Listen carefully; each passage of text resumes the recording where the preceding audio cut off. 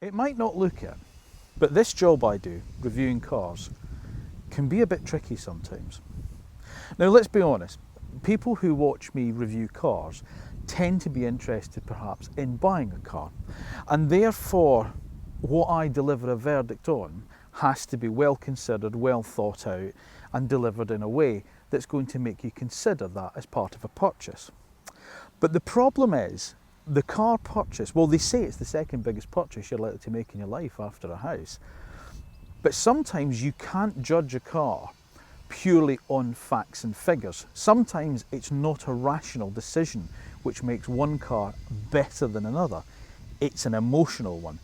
Hence the reason why people like things like Ferraris and Lamborghinis and Rolls Royces, because in some respects, if you look at those cars rationally, you'd never buy them. Sometimes it's the emotional attachment that makes something appeal to you. So it is a difficult line to sort of tread, if you like, where it's not really cars being judged with my head, but sometimes with my heart. And one car that's always appealed to my heart is the Polestar 2. But I am aware it's not perfect. There are cars that go further than it. There are cars that go faster than it. And there are cars that have more tech on it, which is why it had to appeal to the heart. Well, thankfully, Polestar have been hard at work. And now it can appeal to the head as well. Welcome to the Cotswolds. Welcome to this week's road test review of the new 24 model year Polestar 2. And as always, welcome to AutoEV.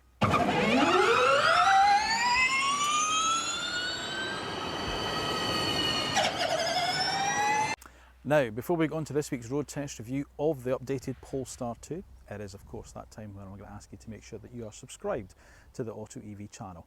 Once you've done that, make sure you've pressed the little bell button down below, because in that way you'll be notified of our next video is uploaded and goes live. Once you've watched the video, if you do enjoy it, make sure you give it a thumbs up, and of course, please don't forget, let us have your comments as well down below. Let us know your thoughts on the cars that we review, such as the latest Polestar 2, and of course on the AutoEV channel as a whole.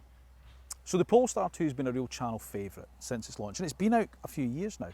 But it was the kind of car that really thrust Polestar into the mainstream as this all-electric brand. It wasn't the first car, remember.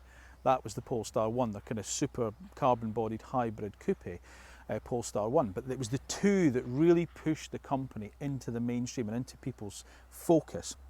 And back when it was launched, it really was just the Tesla Model 3 that was out there that sort of competed well with the car.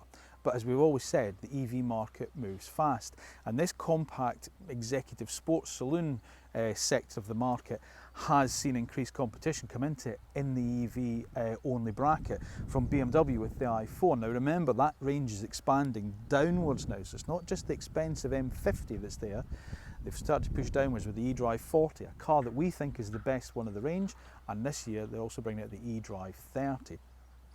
And of course, this year also saw the launch of the Hyundai Ioniq 6, a car that we were really anticipating, and probably one car that's going to really stand hard against this one. It may be taking top spot. And let's not forget Tesla, because whilst they continue to offer the Model 3 pretty much unchanged from where it was in terms of the look of the car, they are a company that offers an awful lot of over-the-air updates, and of course this year saw some very aggressive pricing cuts to make the car even more competitive. So what has Polestar done to make the 2 appeal more? But before we move on, let's take a quick snapshot and remind ourselves what the Polestar 2 is all about. Well, it remains the company's compact sports saloon, and they have been busy, and it's going to sit below the new Polestar 3 SUV, the Polestar 4 crossover, forthcoming Polestar 5 large GT car, and of course the Polestar 6 sports car. It's available with 2 battery sizes, either a 69 kWh one or an 82 kWh one, with ranges varying from 331 miles up to 406 miles depending on the configuration. It can be had with either single or dual motor drivetrain as before, but now with a bias towards rear wheel drive, with power outputs varying from 272 brake horsepower up to 476 brake horsepower. There will be a new limited run BST 230 based upon this revised model to succeed the excellent BST 270. And prices will start from $44,950 and go all the way up to $57,950 for the standard range cars. But the question is, all of these little changes, do they make a big difference? And is it big enough difference to make sure that the Polestar 2 stays at the top of the class in our book? Especially given the renewed competition that's coming thick and fast. Well, the only way that we're going to find that out is by putting it through the actual road test that car buyers trust when it comes to choosing their next electric vehicle. And that is the AutoEV one. Now, if there's one area, in our opinion, that Polestar didn't need to do too much work on, it's the styling. But they have altered it a little bit. I mean, the eagle-eyed amongst you will notice the new front end, this here. So instead of that kind of blocky black grille that was there before, it's now all smoothed over. And what they call the Smart Zone. Now this brings it in line with the Polestar 3 SUV that's coming out very soon. And Polestar say they've gone from having the car breathing to having it seeing.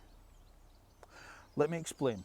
Basically it's to do with technology. So in here you've got your front facing camera, and you've also got the sensors for the mid-range radar guided cruise control as well.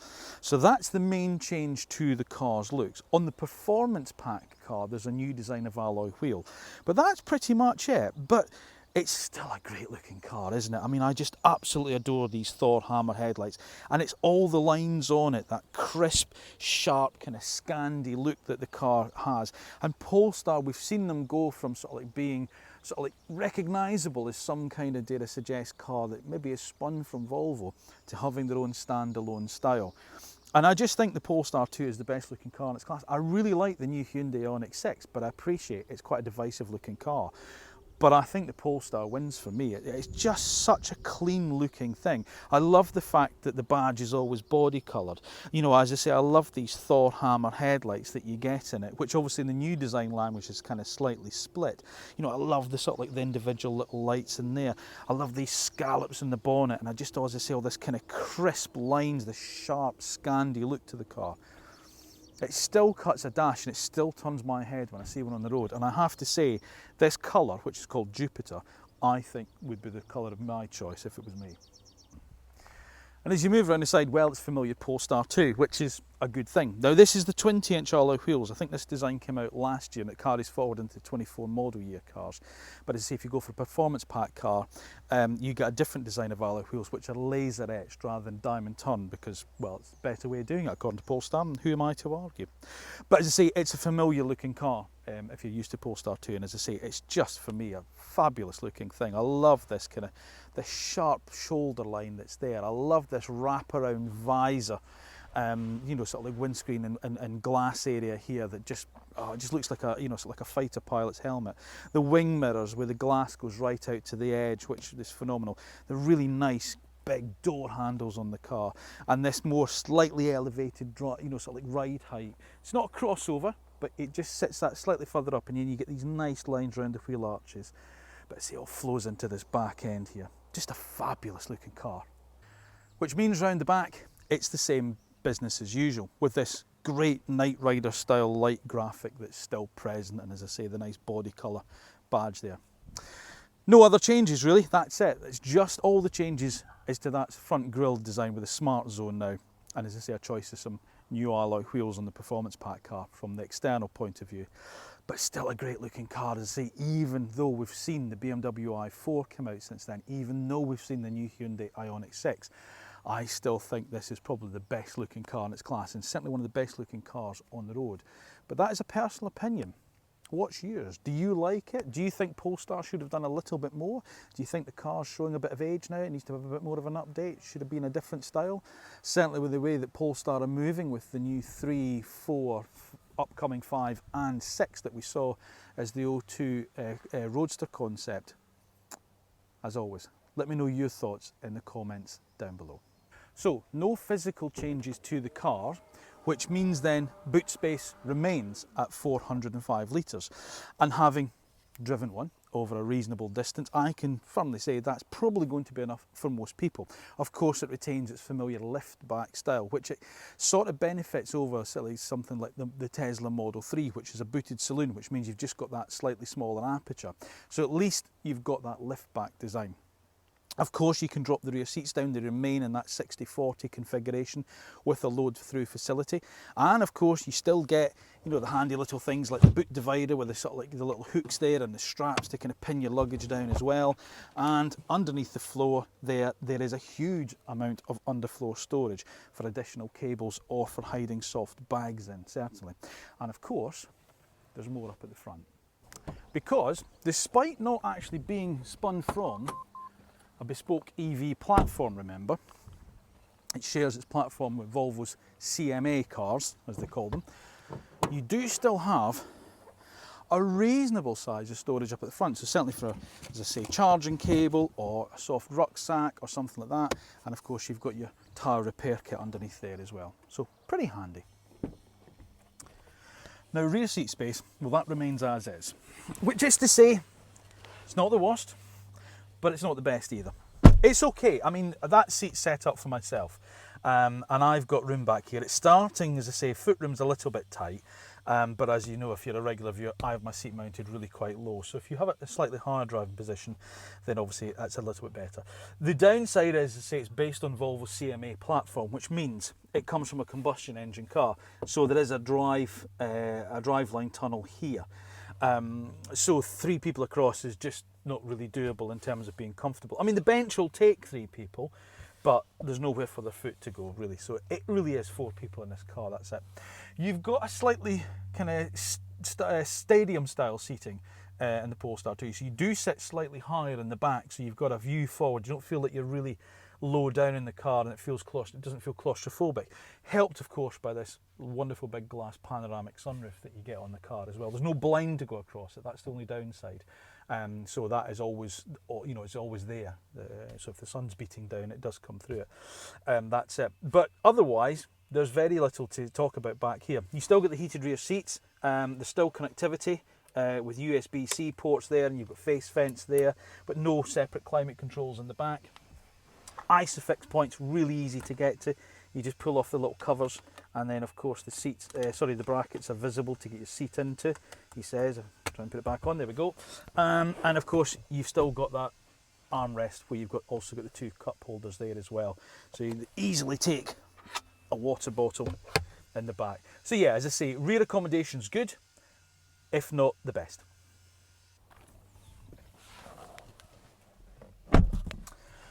Now, just like the exterior, the interior hasn't really changed much, but there are some changes underneath the surface, and this is where things start to get better with the 24 model year car, and that is the increased level of standard safety equipment that you get on the car as well. So you now have things like the blind spot information system with steering support, rear cross traffic mitigation with brake support, that's there, a 360-degree parking camera. That's all standard on the car as well. And that's great. All of that is now becoming standard. You also get exterior dimming mirrors as well. They're standard across. And wireless charging pad. That's now standard too across the range. So all good so far. Now, I love the interior of this car. I really, really do. But it's not perfect. And if you've watched our BST 270 video, you'll know that, you know, there are some things that do irk me a little bit about it. But I'll just go through very, very quickly some of the other things about the interior of the car if you haven't seen one of our Polestar 2 reviews. I think the user interface is fantastic. So you still get this portrait style kind of tablet screen here, which is just clear and simple to use. I really, really like the way that Polestar do this. You now get Apple CarPlay as standard as well, but I think that was an over-the-air update that happened on all Polestar 2s last year anyway, but that's now standard on the car as well.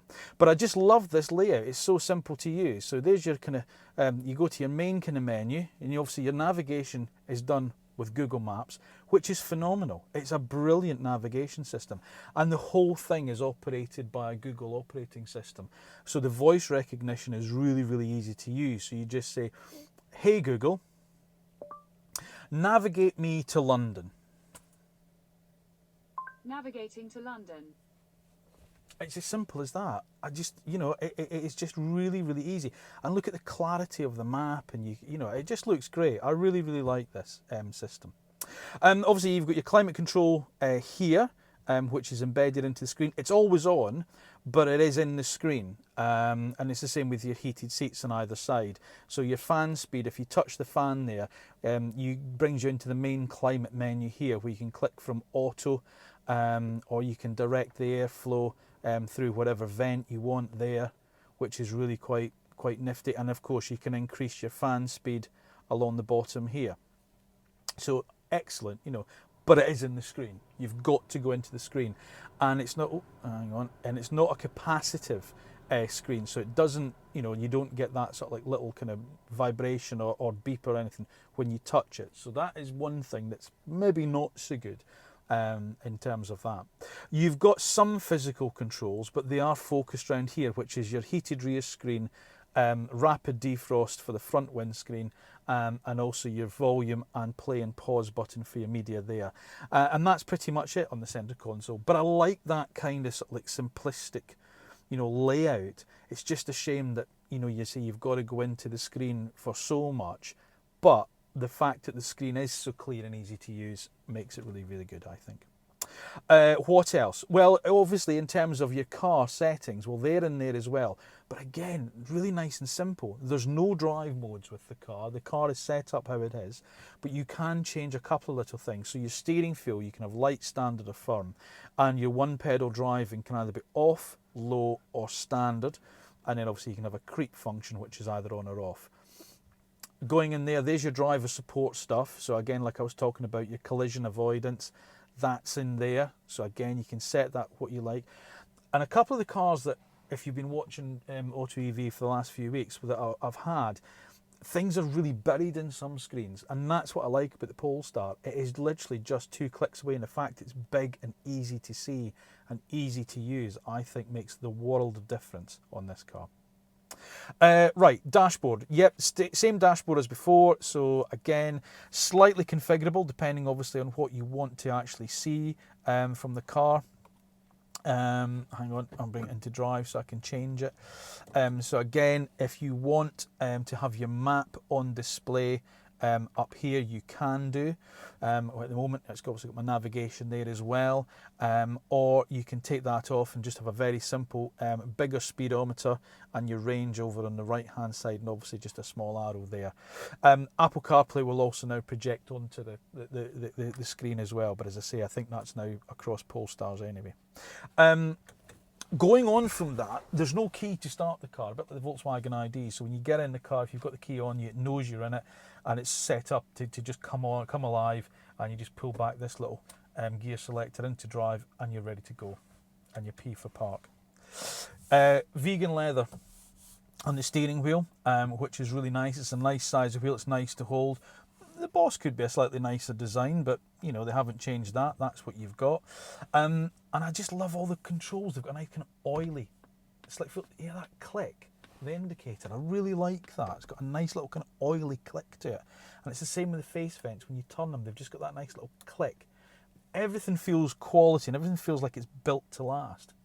I particularly like this kind of seat material, I have to say. I really like it in this car. It's like a kind of neoprene. It reminds me of my old Volvo C30 I had, with sort of like, what it wasn't, it was kind of leather in the middle, but then this kind of neoprene kind of wetsuit material down the side bolsters, and that's across all the seats. I really like that. It's a nice material. It doesn't, you don't slide around on the seats.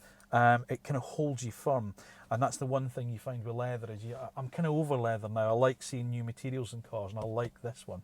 You've got this textured material up on the dashboard there, and this kind of wood grain effect in the console and round here. Now, not everyone gets on so well with this console. I appreciate I'm quite a short guy, so this doesn't encroach into my driving position, but I know a lot of people have said if you're a bit taller, you know, certainly over the 6 foot mark, you start to find that encroaching into you. It doesn't for me, but that's fine, but I appreciate other people might find it differently. You've got a little pocket down the side of the console, which will just take my sunglasses case, which is nice for storage.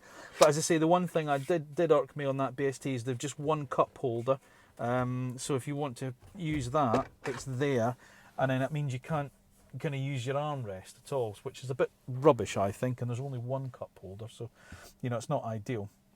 But everything is as is. It's exactly familiar with Polestar 2, and they've adopted that kind of whole ethos of if it's not broke, don't fix it.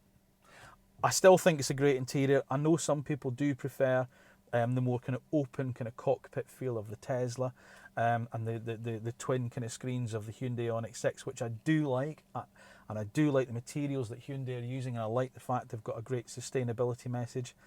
But so do Polestar, and I still think this is the interior to beat for me.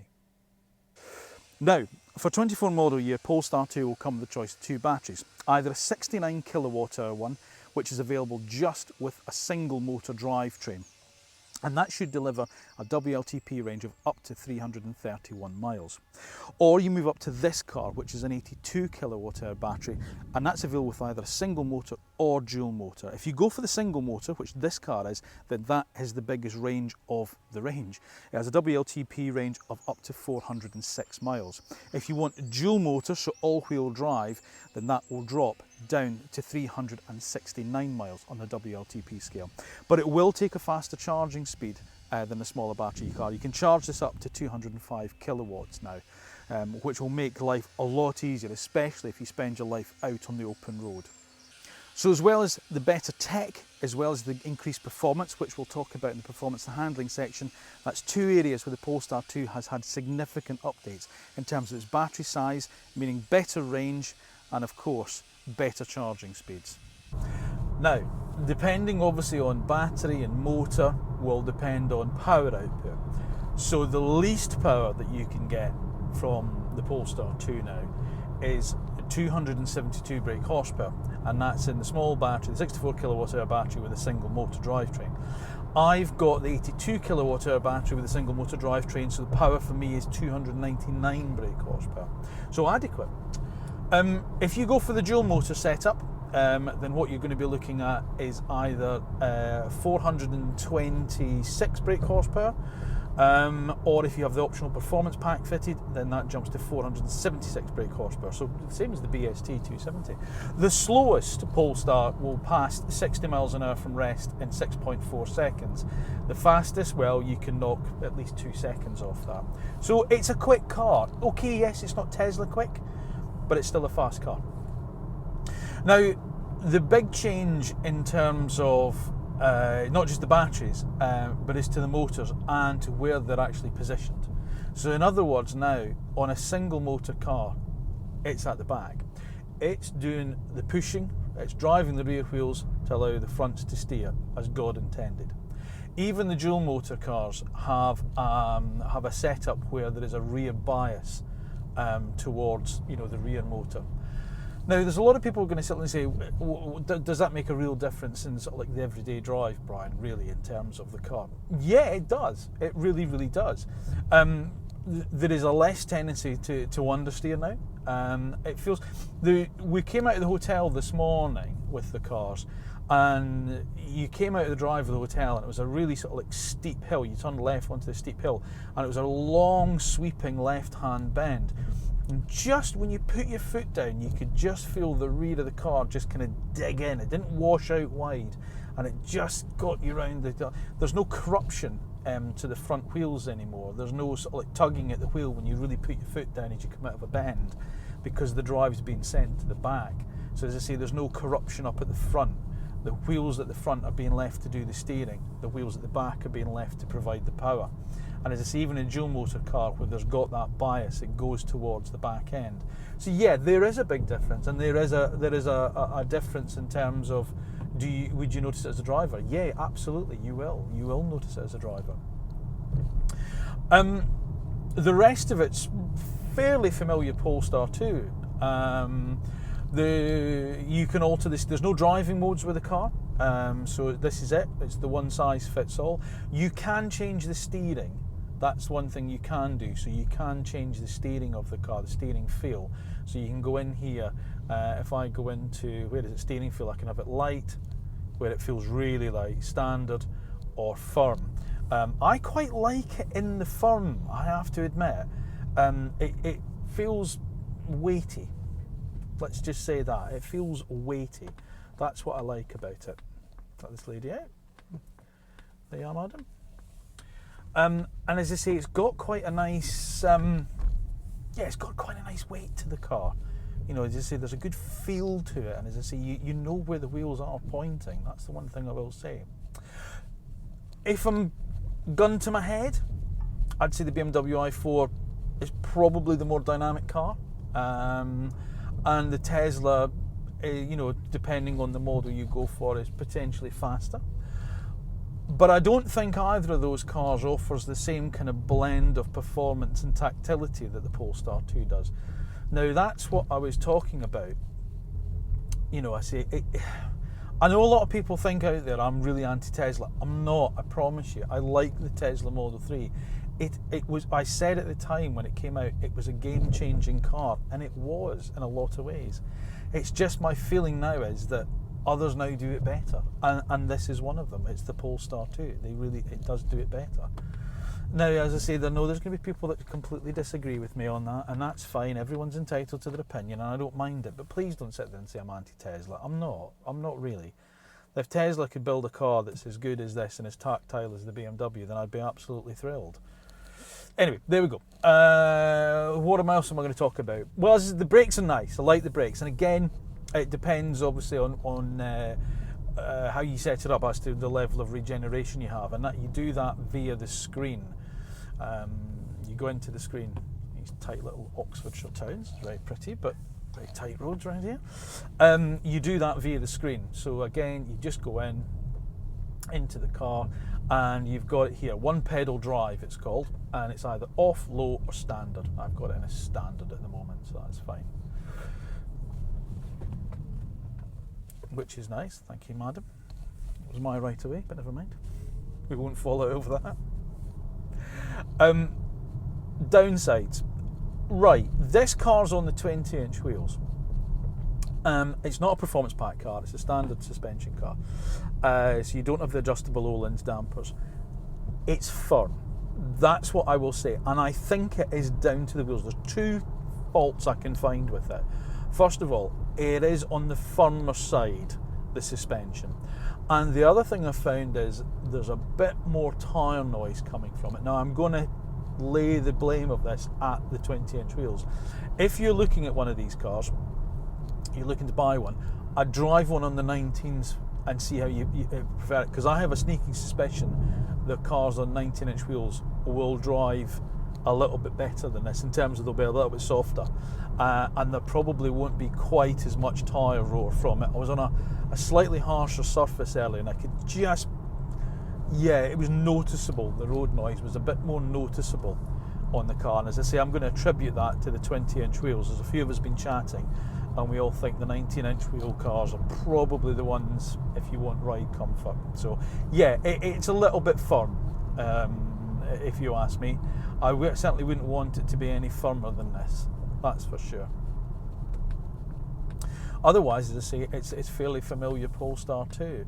I do like what they've done with the car. I do like the fact that, as I say, they've changed the bias of the drive towards the back, because it is much more confidence inspiring.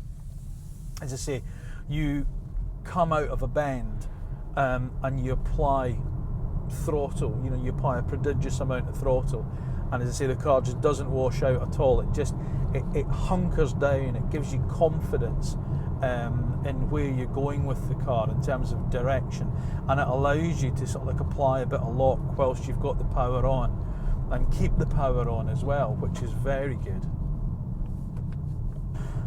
Do you need the dual motor car? I suppose it really depends. I have to admit, I quite like this. I quite like the level of power that this has. One of the other things that I would say about this is it feels a lot more controlled than the Model 3. Fun enough, there's a Model 3 in front of me. It feels a lot more controlled. The one thing I always find with the Model 3 is I never feel properly, it feels a bit detached for me. It feels like it's almost like a computer game type of thing, and I don't like that. I like to feel in control of a car, and I think that's why I prefer the drive of the Polestar, the BMW and the Hyundai Ioniq 6 to the Tesla, because as I say, all three of those just feel just that a little bit more communicative. It feels more like I'm doing it, I'm making that happen, rather than, you know, I'm turning a thing in front of me and the car's going wherever it wants. Also, the power application is much more controlled in the Polestar than you get in, say, the Tesla. It's a much nicer power.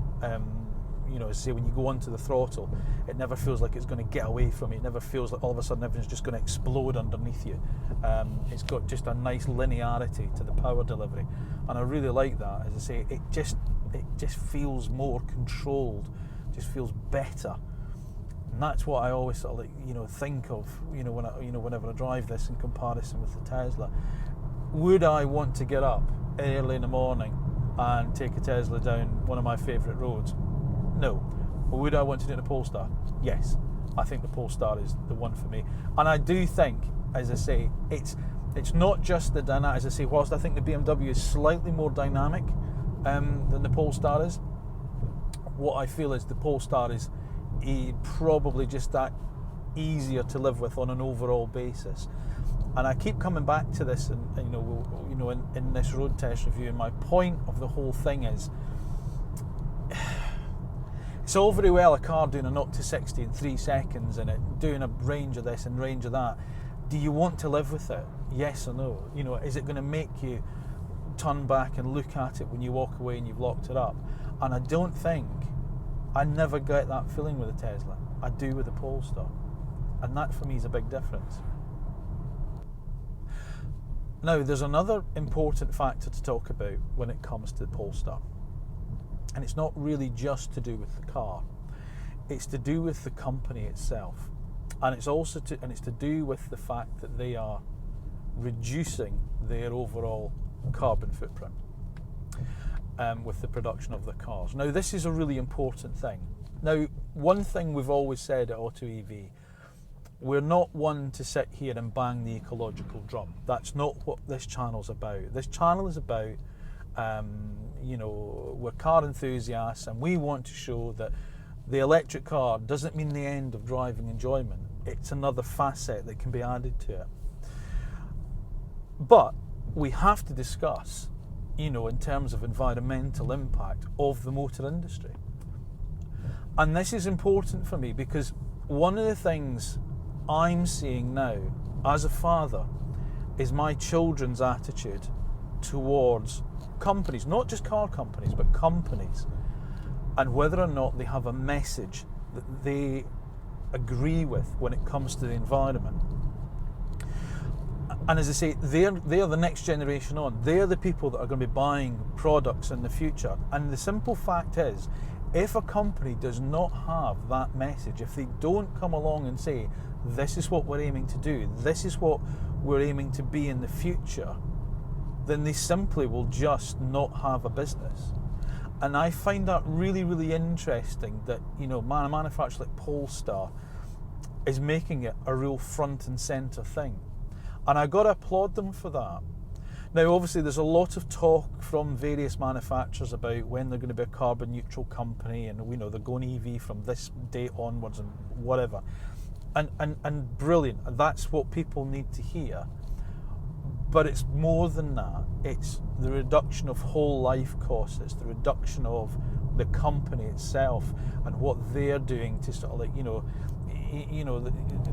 transport, logistics, manufacturing, the componentry they use in cars. Is that environmentally sound? I mean, they're drilling down to the nth degree to make sure that that's a positive message that they're giving future generations. And I have to say, I think Polestar are one of the companies that's really leading the way with this. You add that to a product that's as good as this, that will fit into your lifestyle, because that's the other thing. People are less brand driven than maybe they were 10, 20, 30 years ago. When I was selling cars, people wanted to be seen to be driving, a BMW or a Mercedes or things like that. Kids aren't really that bored now because they, back then we wanted to be associated with, touring cars. Oh gosh, yeah, race on Sunday, buy on Monday, that kind of thing. That's not important anymore. to the future generations. What is important is, you know, as I say, the message of sustainability.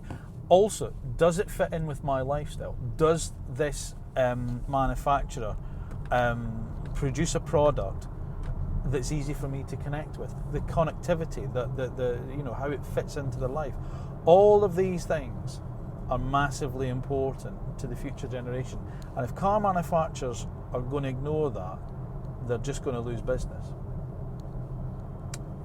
Polestar aren't. Polestar aren't ignoring it.